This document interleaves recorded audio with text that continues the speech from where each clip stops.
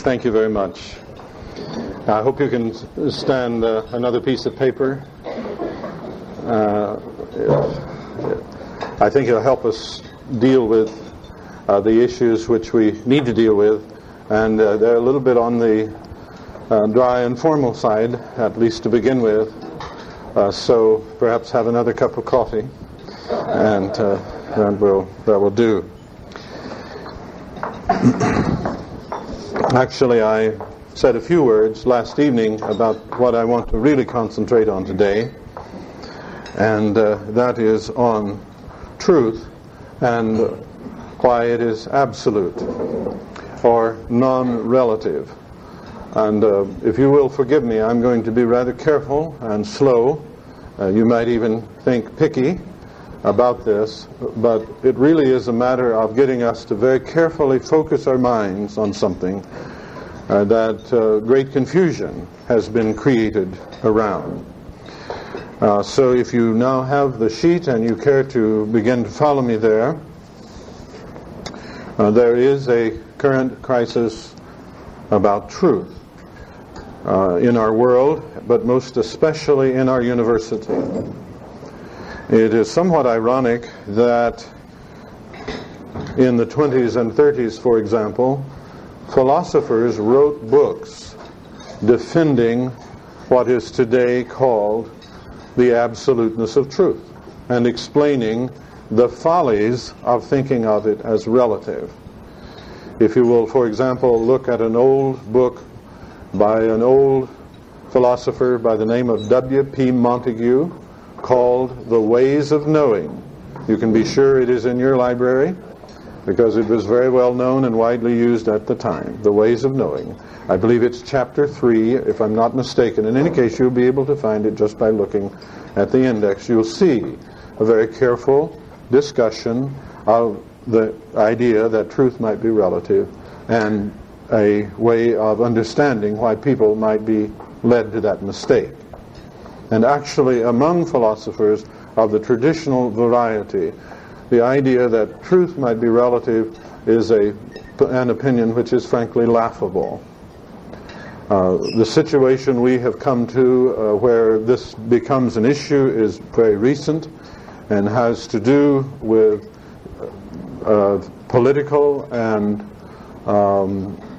social ideals that have felt the idea that truth as something absolute is threatening and difficult to deal with and keep what you regard as your human dignity in place, because after all it's not a very comfortable position to be wrong, is it?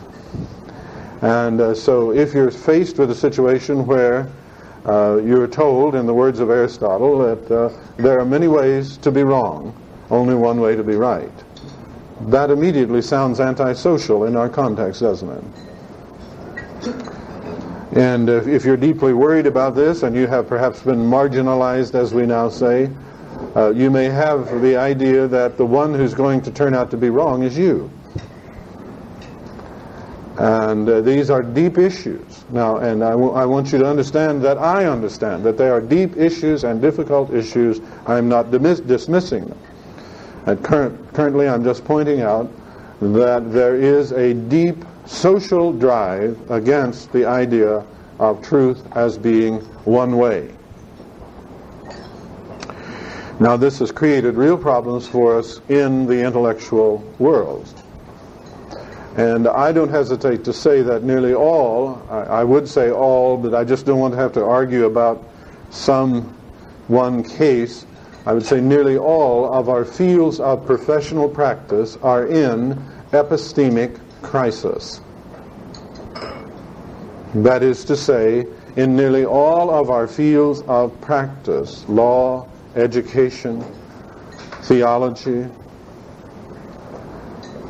medicine, in nearly all of our fields of practice, instead of going for knowledge, what we go for is accepted practice. And so what we have is, as one social critic of a few years ago said, standardization without standards. And standardization is necessary in order to stay out of trouble with your clients, your colleagues, and the law.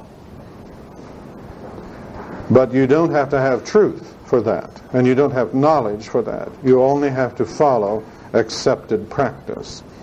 And the current crisis of truth in our world generally, and in this regard, the universities are certainly at the center, has to do with the fact that we no longer have a point of appeal that is common, objective, able to provide a common ground for basis of discussion and interaction. And so in the absence of that, we replace, as is often done in discussions in the universities today, we say it is not an issue of truth, it is not an issue of logic, it is an issue of power. And in a very ironic way, Nietzsche triumphs, who at the end of the 19th century, in a very prophetic way, read how the intellectual winds were blowing and said that the final word in every area of human life is not truth, not knowledge, but power. So there is a real crisis here now, and I want to just turn aside and take us back to some very elemental things and try to help us focus on truth itself. In many contexts, this is laughable immediately. But I want to try to remove it from that, and I require, I'm afraid, great patience on your part to try to follow me over some very simple things. So I start with the point on your page there that everyone knows perfectly well what truth is. And I want to ask you to think about that with me for a few minutes. Imagine that you were not able to distinguish truth from falsity. Try to put yourself in the world where you were unable to take your own thoughts and determine whether or not they're true. Consider the simple cases. Suppose you're looking for your car keys or your shoes, and you have a thought that you left your car keys in the garage. And now, is it within your competence as a human being to determine whether or not that thought is true? What do you think? Can you determine whether or not that thought is true? How would you do it? You would take that thought where the object is thought to be, and you would compare that thought to the object. Isn't that true? And if you thought your shoes were in the closet, so you can take that thought to the closet and compare the thought to the closet, can't you? Now, is there anyone here who feels that you could not possibly do that? I'm sure there's no one here who could not do it. I'm sure of that. I'm sure that you all know you could do it. I'm sure that if you thought you couldn't do it, you would immediately want to send out for help. Because the ability to recognize truth in these kinds of cases is a condition of human competence, of basic human competence. And so let's stay with these cases now for a few minutes. I know that these are not the interesting cases that many of you may want to go to immediately. Let's stay with them for just a few minutes. The structure is the structure of truth, and we learn it very early, and we learn it by experience. We learn to compare our thoughts and our expectations, the statements of others, with what we find to be the case. And if you watch children They learn this very early, and they have no problem with it at a very early age. And of course, one of the things that children learn to do very early is to instruct their parents about the truth and falsity of various statements which the parents have made. They know that. This is not a deep, dark mystery. A child masters it. And if Johnny stole some cookies, and Susie comes and tells Mommy, Johnny stole cookies. Now Mommy sits down with Johnny and says, is it true that you took cookies? And if at that point Johnny says, what is truth? You see.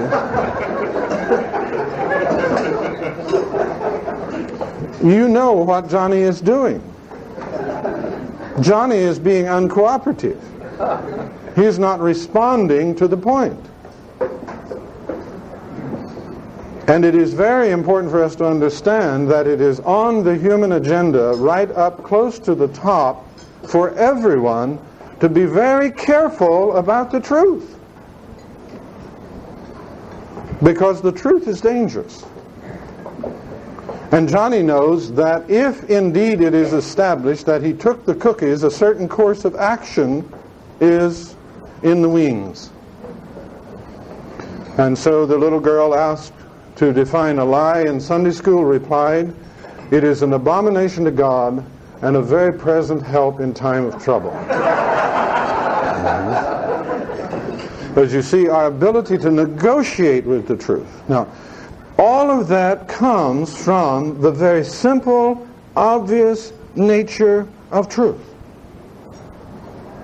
For example, if you work in a place where you change shifts, you may have an inventory list.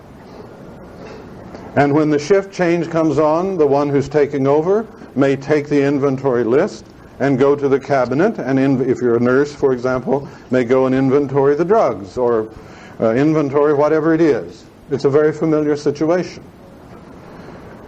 And the person is able to look at the inventory, compare it to the reality which the inventory is about, and decide whether or not the inventory states what is the case. Isn't that true? And so I ask you to focus on that relationship between the inventory and what it is about. And if what it is about is as the inventory states, the inventory is correct. The guy checks you off, you can go home, watch the news. If it is not correct, there's a discussion. Right? It's very important to think about that. Now, you don't have to have a written piece of paper. You don't have to have language. This is a very important part of the story, folks, and I'm sorry to deal with it in such a superficial way. You can carry the inventory in your mind. It doesn't have to be written on a piece of paper. Language, let me just make a statement for those of you who are philosophically worried about these things.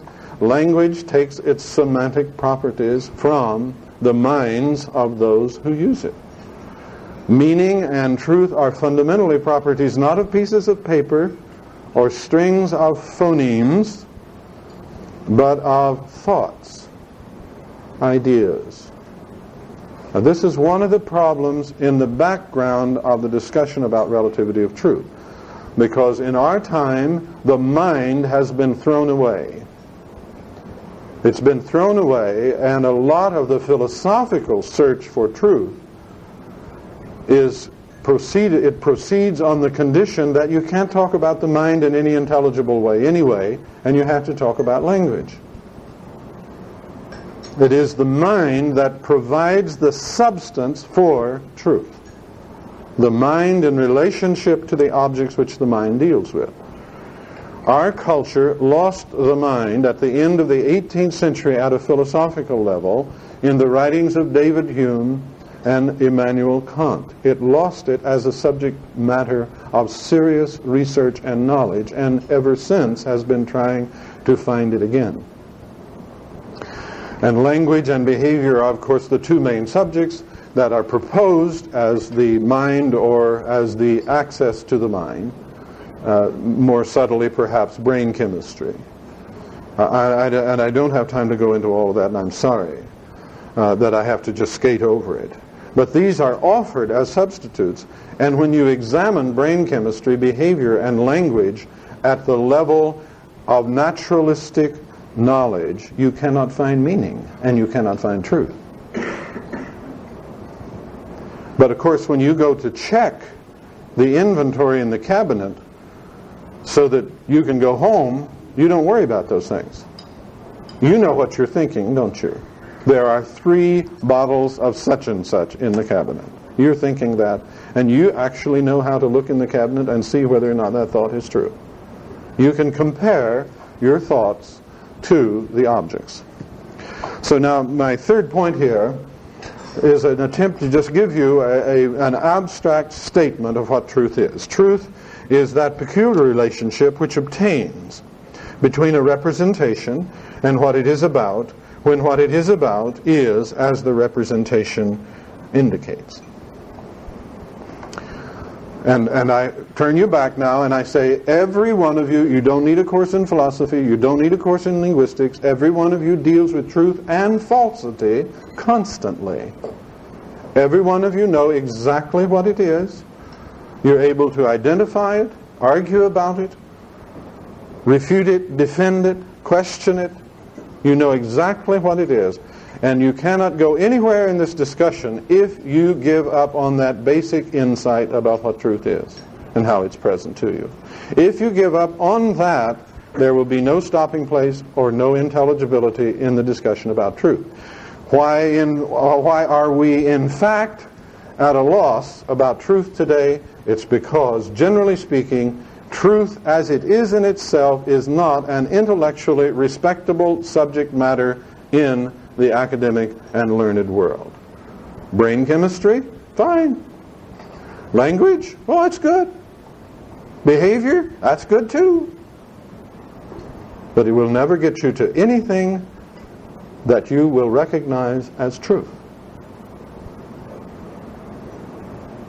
So you see, there's a very serious problem about truth, because truth falls in a domain of reality and knowledge which is not intellectually kosher.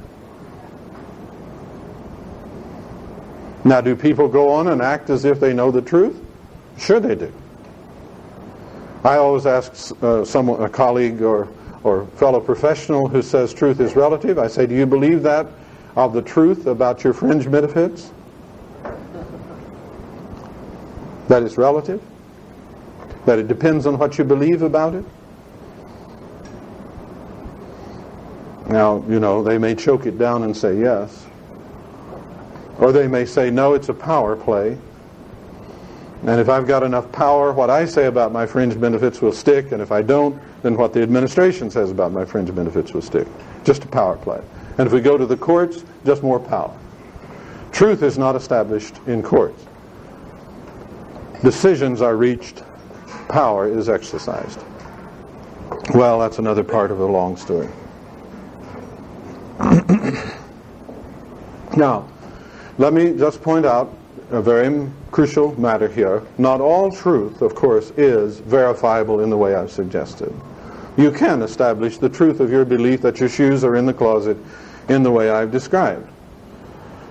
But it's not possible to establish most of the truths that we're interested in the academic world in that way. We have to use other means of evidence. The basic laws of logic are designed to enable you to get from true premises to other statements that must be true if your premises are true. That's the standard stuff for those of you who know a little logic. And so it is possible by using logic to proceed beyond things that can be directly verified.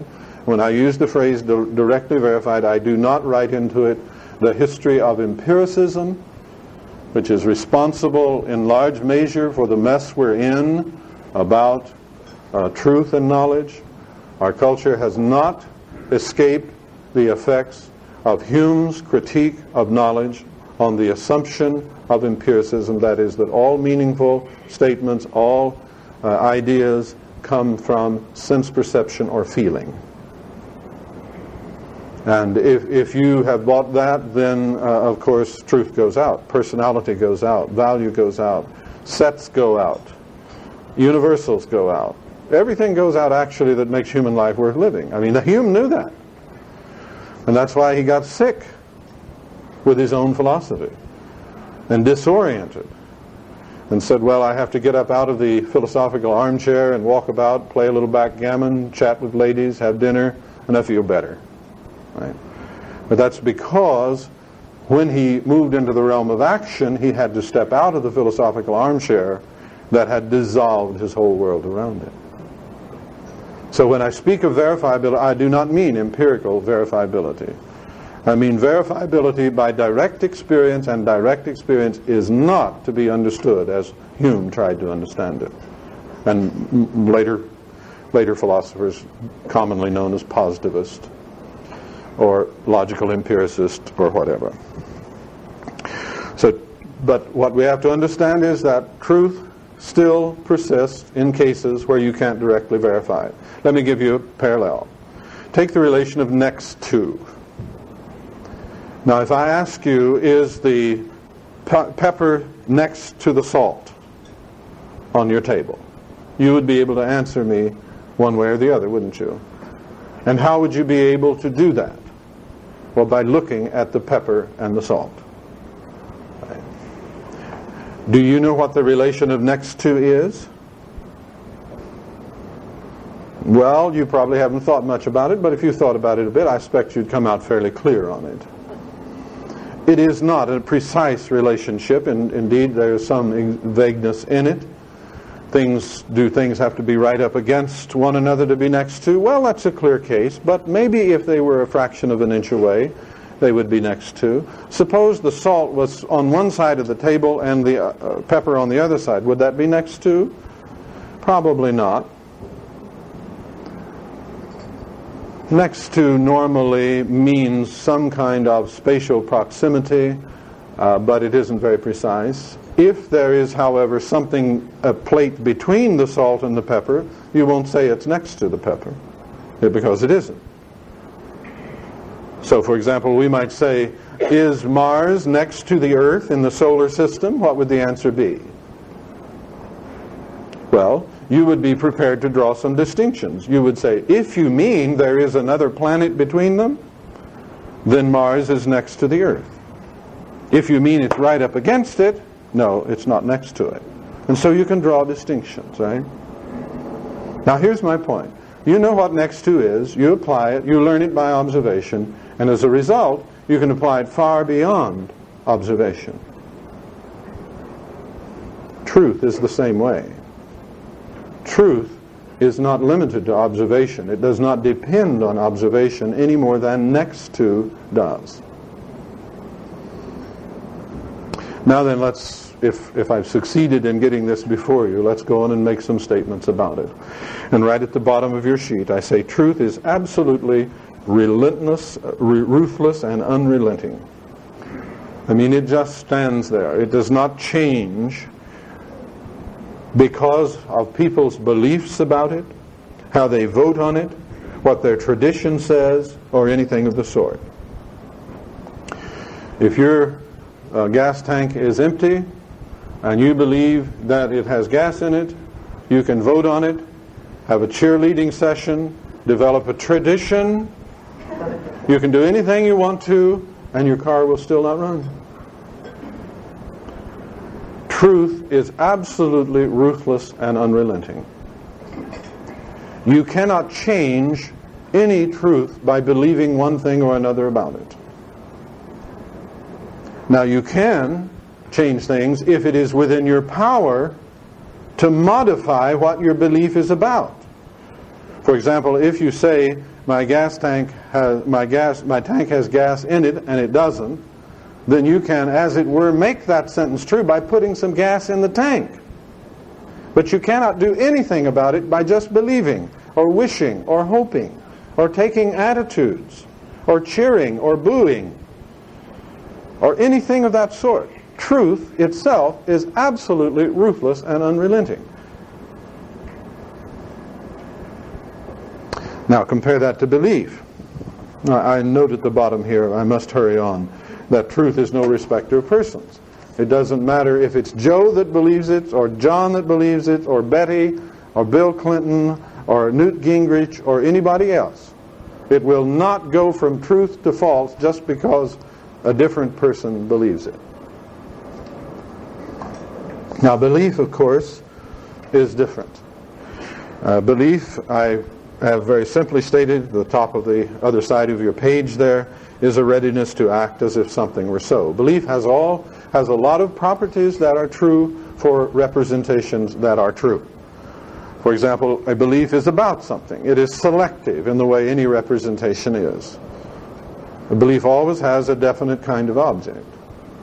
If I believe that there is gas in my tank, I'm not then other facts, for example, about what's happening on the freeway or elsewhere, what's going on here, is irrelevant to it, because that belief is a representation which selects a specific object.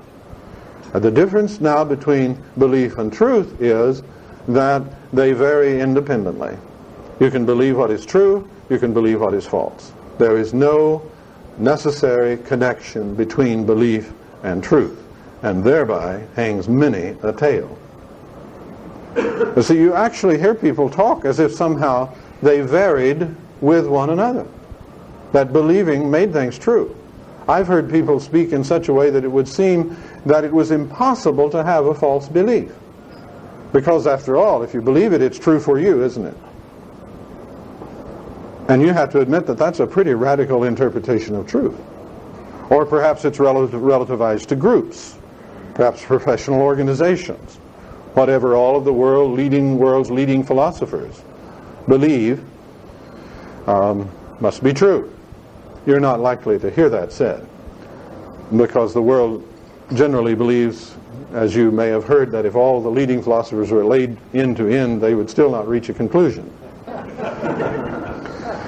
But if you hear it said all the world's leading microbiologists, then perhaps that would be more impressive. But the truth of the matter is, all of the world's leading microbiologists can believe what is wrong.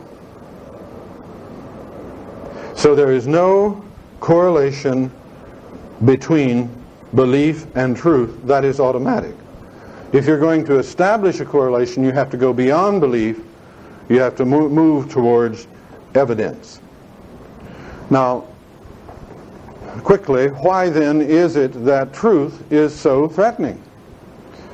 And it is because truth carries claims to truth, and truth carries an authority that belief does not.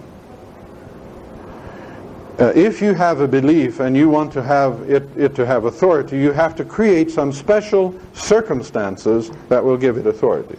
Merely the fact that it is a belief doesn't command any respect. I don't get no respect, Rodney Dangerfield says, and that's exactly the way it is with truth. You tell someone you believe something, and well, that's interesting. And they may make a note of it, because if they have to deal with you and you really believe it, it's going to make a difference. Because belief does make a difference in our behavior. And what we believe rigorously is correlated with how we will act. And I really think we need to say that it is not true, as is often said, that we don't live up to our beliefs. I would just propound to you a suggestion to think about. We always live up to our beliefs. You can't do anything else. Now what you can do is not live up to the beliefs you profess. And a lot of our problems in life are created by the fact that there are sometimes reasons to profess beliefs which we don't have. And so this creates a further gap between belief and reality. But we are really concerned about truth claims, and I put down here this perversion: you shall know the truth, and the truth shall make you flee. And we all feel that deeply. And that's actually something that Jesus seems to have had in mind when he said, people love darkness rather than light because their deeds are evil. Right? They want to hide. And the truth is hard to live with. And I'll come back to that in just a moment. How has it come up? Well, there's more to be said than I can possibly say on this. But I want to say a few things that might provide a ground for further exploration for you. First of all, there is the fact that, as I've already noted, truth is often not directly inspectable, and yet we believe. And this creates a problem for us. Because if we don't know, if we're not firmly fixed on what truth is and how we handle it, and how we handle evidence, then we're going to wonder about whether or not truth is there when we can't directly inspect it. And we will notice things like most or many of our beliefs do not refer to things that we can directly inspect. And then we may get bothered about this and start talking about, well, I don't know about true, but I know about true for me. And that phrase comes back in, true for me. That means simply, I believe it's true. But of course you can believe something is true when it is false. And now then, when you have whole knowledge industries built on things that you can't directly verify, it is very tempting to loosen the word truth and allow it to float over to what all right-thinking people believe. And then we can worry about who the right-thinking people are. Invariably, it will move into an authority system. And I want to say this now. I said something about this last night. I want to say it again. And I hope you'll understand that it is not meant as an attack, but an attempt to simply say how things really are. What prevails today, in roughly speaking, in the intellectual world, is an authority system. It works by authority. Take my own profession, philosophy. Take something like what is called Gödel's proof, that you can't write an all-inclusive and complete system of rules for elementary arithmetic that is consistent. I doubt that 3% of people in professional philosophy today could work through that proof. And probably not 1% of them have ever actually done it. And yet they all believe it. That's authority. That's authority. That isn't working things through on your own and arriving at your conclusion. That's authority. There's nothing wrong with authority. We should just recognize when things are working by authority and when they're not. The same is true, in perhaps a less degree, of most of the things that might be regarded as the most favored positions in professional philosophy today. Now these spill over into law, into journalism, and in all of the other professions. So this first point has a lot of implications to it. The second point, I've already discussed it briefly, the same thing. The loss of thought or empiricism, as it has affected our theory of the mind, leaves any idea of truth or meaning wandering, and we try to replace it in various ways, and that invariably goes over into language. And of course language is relative, isn't it? Language is relative to culture, and culture is relative to history, and perhaps persons of various kinds. So that's important. I'm not going to try to reply to these in a moment because I want to stop in just a second and elicit discussion if we can. And then fourthly, I mentioned something that is really worthy of all of our attention, those of us who live in the academy, and that is the rise of sociology of knowledge. Now, sociology of knowledge is in fact not a sociology of knowledge at all. It is a sociology of knowledge, of research, of ignorance, stupidity, superstition, all kinds of things that go into the mix that make up what a society might take as knowledge. The problem is that it contributes further to this idea that all there is to say about what passes for knowledge is some causal story about how people came to accept it or believe it. And to the minds of many people today who have been taken in by the full range of the history of the theory of knowledge in our culture, which can really be put under one main term, and that is representationalism, heavily influenced by empiricism. For many, many people, they believe in their hearts that the only story to tell about anything that presents itself as truth or knowledge is a story about how people came to believe it. Again, another triumph for Nietzsche, who really said that that was all you could do for any prevailing ideas or values, is tell the story about how they came to power.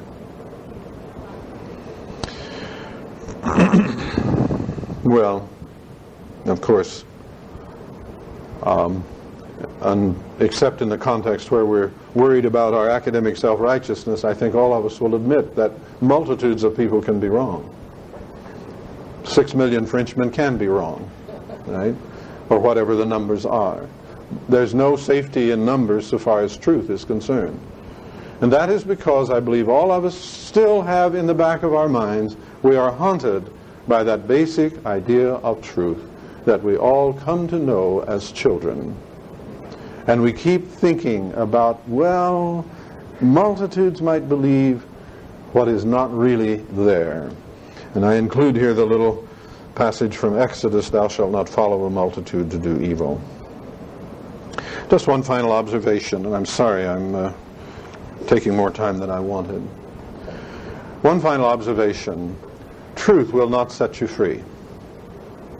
And we have to say that because this is one of the, perhaps that is the statement more than any other that is written on the walls of old buildings at universities. You would not be able to write it on the wall of any new building you build on this university. Prove me wrong. And I'd be very happy to be proven wrong.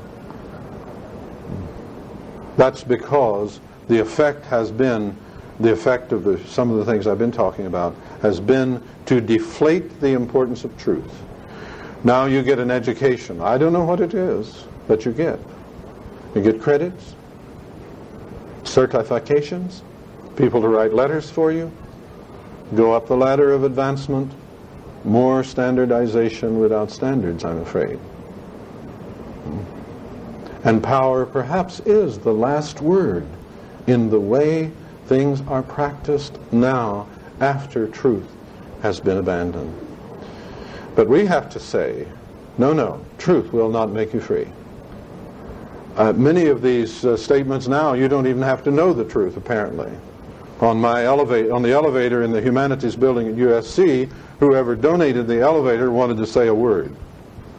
And so the word they said was a little plaque in the elevator. You have ... the truth will make you free. Period. Who said that? Jesus never said that, folks. A lot of people think he did, but he didn't. He said, if you continue in my word, then you are my disciples indeed, and you will know the truth, and the truth will make you free. Now, if you told someone you're in charge of that if they washed the dishes and swept the floor, you'd give them money and they could go to the movie, would you regard yourself as having said they can go to the movie?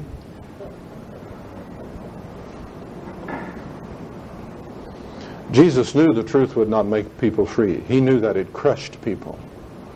What people need is not truth. They need truth, but that's not their problem. They're not in bondage by falsehood. They're in bondage to passion. And because they're in bondage to passion, they use falsehood to protect their projects. What we need is grace. What we need is community, is acceptance, is power.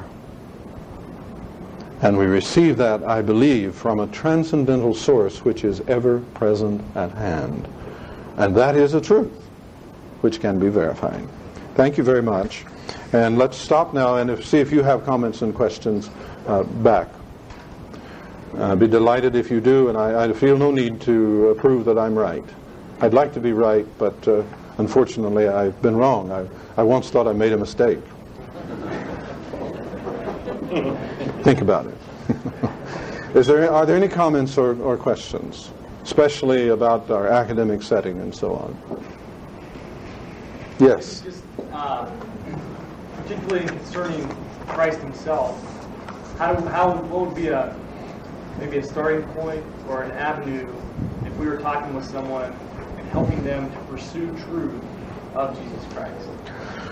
Get them to be honest with themselves. Deal with truth in their personal lives. There is no other starting place. And that will be a big assignment for every person, to just start being truthful in their own lives. And now, there are other things that they can do if they have specific questions, like if they have a specific question about Jesus Christ, or about ethics in relation to Him, or ethics without Him, or whatever. That's a very common line of concern in our culture, because we basically come from that. So then you can deal with specific questions. But you can't, I believe we have to understand that we don't start with religious truth. We start with truth about ourselves. And it's by dealing with truth about ourselves that we then begin to go on to other things. It's like truth in engineering. If you don't need to build a bridge or something, you're not going to be led into truth in engineering unless you're doing it for a degree or something. But you have to have the need to go on to the other things. And of course, one of the things I firmly believe that as Christians we're not doing is trying to prove we're right. I don't think we're in that business. You just think of it this way: who cares if I'm right? Right? Is that an issue? No, it isn't an issue.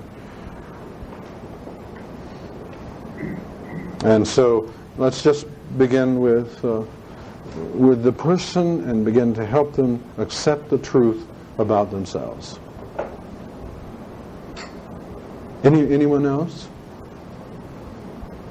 Yes. You talked a little bit about going from the observable, right, finding the truth, right, to the unobservable. I'm wondering if you could say a little bit more about how one would do that. Well, for example, take just the simple relation of next to. We do it all the time. I'm sorry, thank you. The question is, how do we go from the observable to the unobservable? And here again, I think we really must be careful and not make a big mystery of something very simple. For example, in astronomical research, we use the term next to all the time. And how do we establish what is next to next in a galaxy, for example? We certainly can't do that by direct observation, but there are ways of determining. For example, the discovery of Pluto was caused by the disturbances that it set up to the next planet in, which were observable. So we use various kinds of evidence, argument based on logical relationships, known facts, and that's the way we do it in any realm. And that's the way it is even with truths generally. For example, the truths of mathematics, very few of them are knowable by direct inspection, if you wish. And if some of you are involved in the philosophy of mathematics, I need to apologize to you and say, yes, I know there's a long discussion here. But very few at most are established by direct observation. An infinite number of them potentially can be established by proof. And we've established hundreds of thousands of them. Now sometimes we can't even track the way. There are individuals, there was a very famous Indian mathematician who could prove theorems, and no one could say how he did it. And so people are still working on how he did it. Some of them they've been able to figure out, and others they can't. But they know they're true by other means. But he was able to actually provide proofs of them. The mind is a fascinating thing, but it has that capacity. And that's where reason comes in now. What is the check on that? Reason and rational standards is the check on it.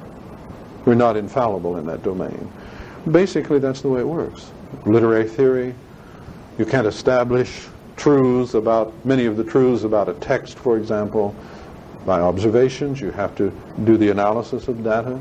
You give reasons. You lay out your assumptions. You test those assumptions, and so on. Now, one of the things that I argue for, both philosophically, and I'm trying to impose on you here if you wish, is that that process of reasoning is itself an objectively validatable process. It isn't something, if you like the way you reason, well, it's fine. You know, I have to start my courses in logic by showing the students a valid argument and bringing out the fact that it doesn't matter what you think of the argument, it is valid or not in terms of its own structure.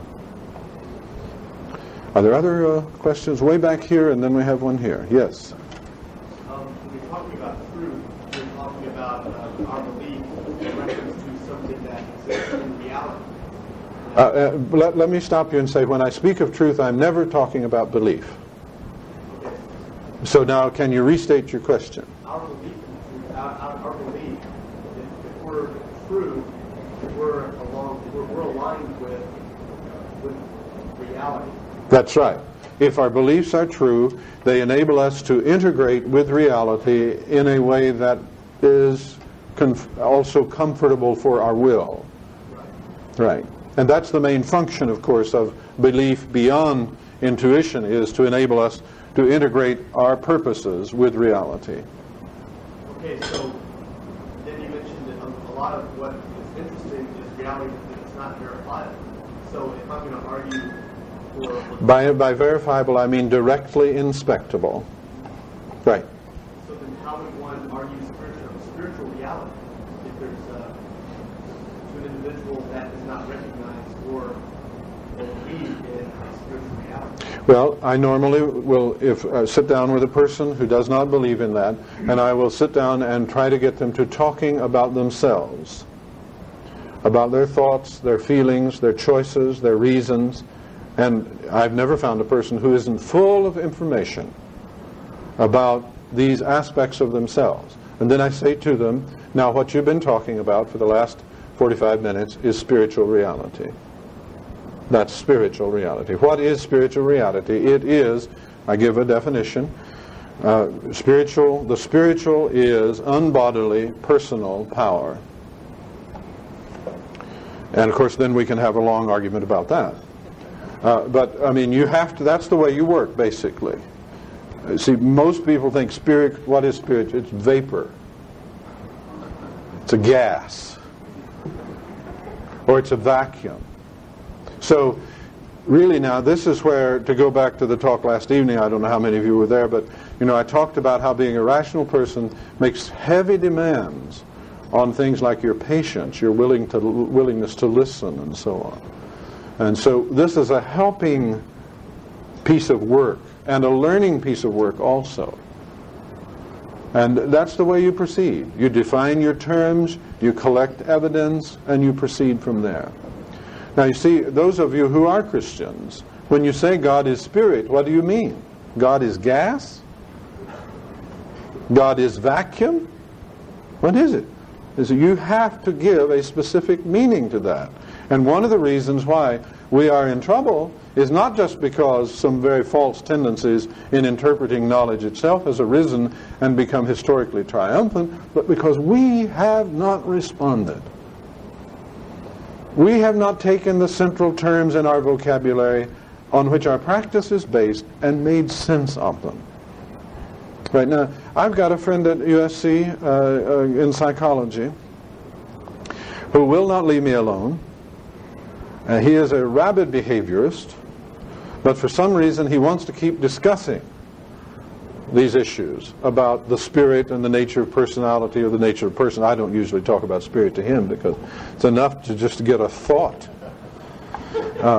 But you see, he will not be convinced because he knows that if he gives on this point, his professional career is on the line. And he knows that if he doesn't adhere to his very curious version of behaviorism, then he's got to rewrite his whole book, change his whole career, and so it gets heavy, doesn't it? See?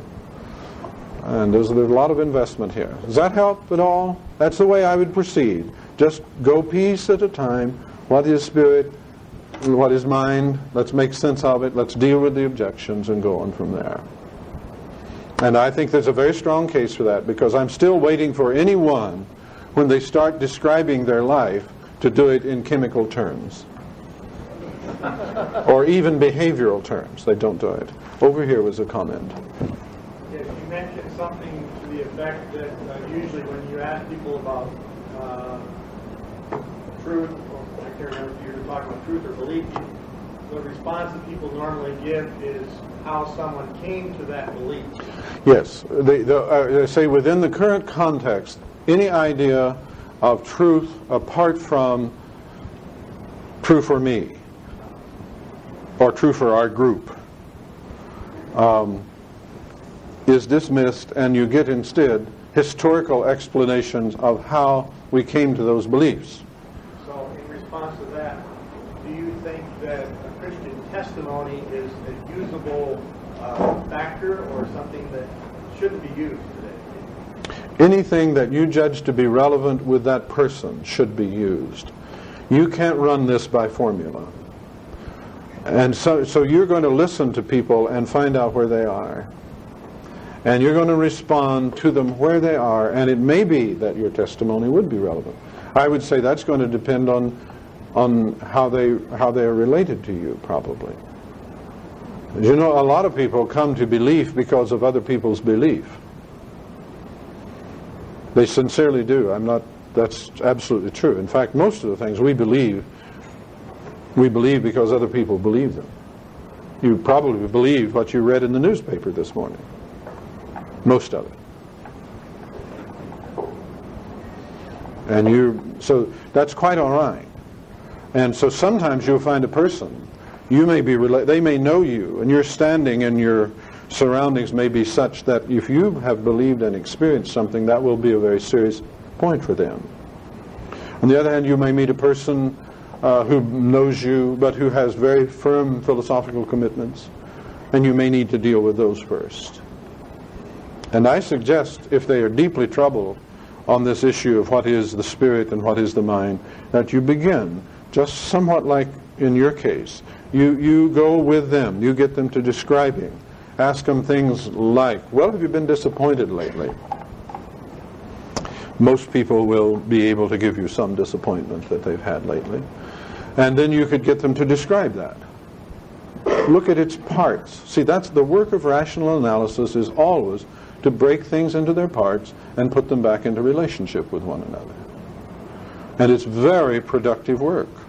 Old Descartes was not a dummy when his little rules for the direction of the mind. I mean, they're good rules, and we should learn them, no matter what our position is.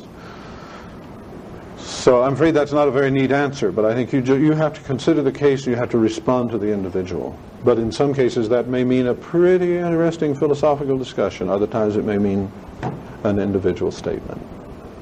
Any other comments or questions? One more back here? Yes, please. And I think another over here. Yes. Could you further comment on why people are so threatened by truth? Yes, because it limits freedom. It limits freedom. If you accept something as true, you know that you cannot do certain things. Now, so it's a direct assault on the will. And now, by the way, if you want to see, again, I've mentioned Nietzsche, this is the third time. This man, whatever you may think of him, he was profound. And if you read the last section of his book on the genealogy of morals, you will see that he presents the belief in truth as the last vestiges of asceticism. And asceticism for him is the denial of the will, especially the will to pleasure. And he recognizes that this is, and he treats it as is often done. I mean, actually, if you read Nietzsche very well, you'll hear very little new on the campus.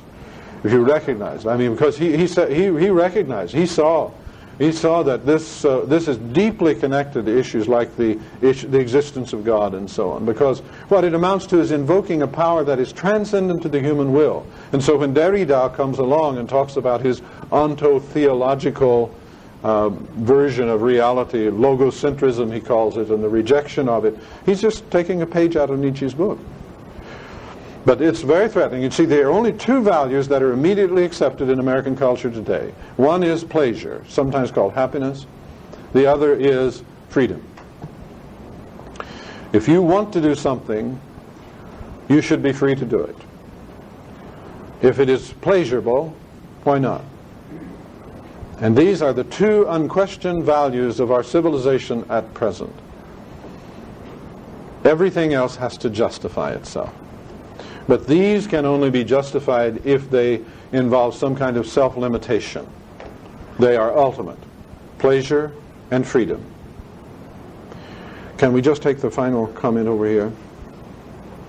I've always been very, very uncomfortable with someone saying we need to agree to disagree. Conviction and belief of understanding what truth is something for me which impels or drives you to try to share that with another if they disagree. I think that's true, because we all sense the importance of truth. We're all essentially saying, well, gee, if this is true, this guy's in trouble. And of course, they may not like that. I just wonder, in society, that increases value in and of itself, that you are willing to tolerate someone else's belief as it stands. And it's a very important value. It has disappeared in our culture. Tolerance is no longer a virtue in our culture. If you tolerate someone, you're apt to be spit in the face and told, thank you, I don't need your tolerance. I'm just as right as you are. Tolerance is no longer a virtue in our culture. And if you try to practice it, you'll find it very quickly. It's just like going to someone and forgiving them when they don't think they've done anything wrong. But now, you see, I think we all know that tolerance is absolutely necessary. It's absolutely necessary, no matter what we call it. Because if not, we're just going to be a constant war of all against all. So then what we need is to find, and back to your statement, we have to agree to disagree. See, there's a certain logical point to that. Namely, if we can't agree on something, we can't even disagree, except just hate one another. If you mean disagreement where there's going to be a discussion, there has to be a common basis for that. And it's not a bad practice when you have a disagreement with someone to say, let's hold that for a moment and back up and see if there's anything we agree on. Because that then might enable us to deal with our disagreements in a way that is profitable and fair and, who knows, even loving. So it's a very important point. Now, I'm not sure I addressed your concern. Would you state it again? Tolerance demand at times that we stop trying to convict one another of truth. I think in cases it may. It may. But that's going to be a practical judgment. Because at some point, let me put it this way. Sometimes you see people engaged in debates about truth, and you listen a while and you realize they're not really concerned about helping other people. They're sticking up for their own self-righteousness. And we just don't need to get into that game. It will be totally unprofitable because the other person's already convinced of your unrighteousness anyway. So I think practically there may be. However, I do believe, as Augustine pointed out a long time ago, it is an essential part of love for our neighbor to try to help them to the truth. And I think that is essential. But as a practical strategy, there may well, and I think there will be times, where you're not going to address that very directly. And you may decide that the best way to lead this neighbor to the truth is to do nothing, except perhaps be there. Okay. Thank you very much.